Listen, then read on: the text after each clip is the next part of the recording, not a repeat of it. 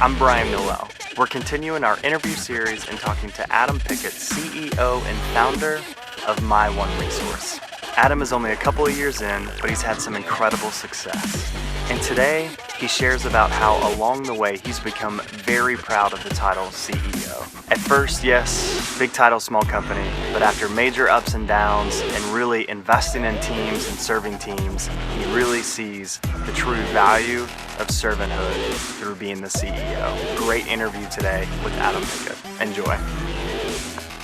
You said your department did over $1 billion in revenue. Pulling from that into a team of, 1+. Mm-hmm. How was that transition, and what are some of those skills that were just now you're seeing are incredibly invaluable? Well, I like to focus on my mistakes first, and so I look at you look at CEOs of companies, and at Disney it's Bob Iger, and I look at Bob Iger and you think, wow, he's got so many resources around him, all this kind of stuff, but being CEO, I didn't understand what it meant starting out. I learned so much those first 9 or 10 months. And especially thinking, all right, it's my company. I can do what I want. I'm the owner. We don't have a board of directors, so we can do what we want. It's not like that.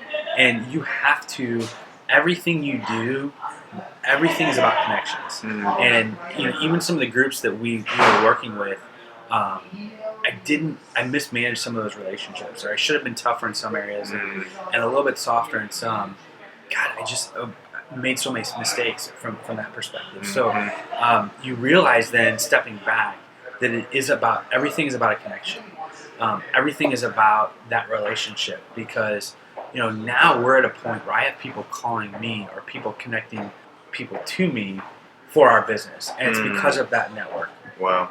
So I think that one is extremely, extremely important, and something I didn't realize when I first started. And that first year when I used the word "I'm CEO," it's kind of like, "Hey, I'm CEO." Now I'm very proud of it, and I feel like I've been in the trenches of a CEO. So 2 mistakes actually. One is I came from Disney, and it was big business, and realizing when you start a company, I tried to do many things on a big level. Yeah. And name tag, please. Yeah, CEO. Exactly. But you try to do things on a big level, and not from an arrogant standpoint. Yeah. From I just came from Disney, so we've got to have this to do this, we've got to have this to do that.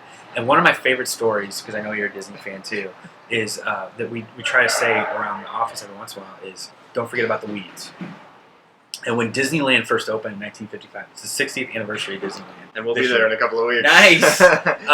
Well, look, because they don't have these now. But when Disneyland opened, they ran out of money, okay? And they had to choose between, do we put money into having working water for the toilets or landscaping? And they ran out of money, and they didn't have working water either, but for the fountains, but they didn't have money for landscaping.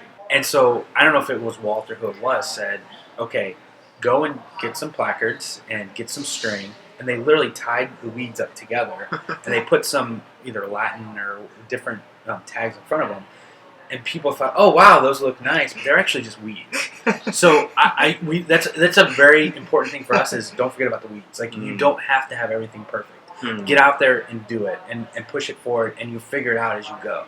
So remembering the weeds is a really, really important one. The final one for me is putting people around you that know more than you, or that can help you in areas that you aren't good in. When you hear people talk about an advisory board, when you hear people talk about, the greatest asset and biggest liability of our company is the fact that I'm not a tech person and we're a tech product. Yeah. It helps me out in so many areas on the marketing side and the user experience side, but on the technical side, I can't speak the language. It took us a lot of pains to realize we've got to have better people on our team who know what they're doing and can help us out in that areas. So putting people around you. So if you don't know finance, you need to get somebody that knows finance. If you don't know marketing, you need to get something in marketing. Especially on that entrepreneur side, so many people think about the product, they don't think about how they're going to sell it or get it out there to the marketplace. You're a likable guy. So we've only. My mom thinks so. Yeah, that's why she gave you money for the business. Exactly, Right? exactly. I like you. I'm going to give Yeah, you some exactly. money. Obviously, it's easy to develop relationships if you're nice and friendly. If you're a jerk or a prick or you smell weird or you're weird, Yeah. right? It's a little bit more difficult. Yeah. But I have to shower now daily. yeah. Yeah. So talk a little bit about, because every single interview I've done, everyone has said it's all about the people around you. Mhm. And it totally makes sense, right? Decide who you want to be, hang out with those who are that. But that's not always easy. So what's been your formula or just your natural progression in building a strong network of people? How's that work? Well, one, for me, naturally, networking has always been, I don't want to say easy, but it's something that I've always enjoyed talking to people, and I've always enjoyed meeting new people. And so I'm not the type of person that goes in a room and is going to go talk to everyone in the room.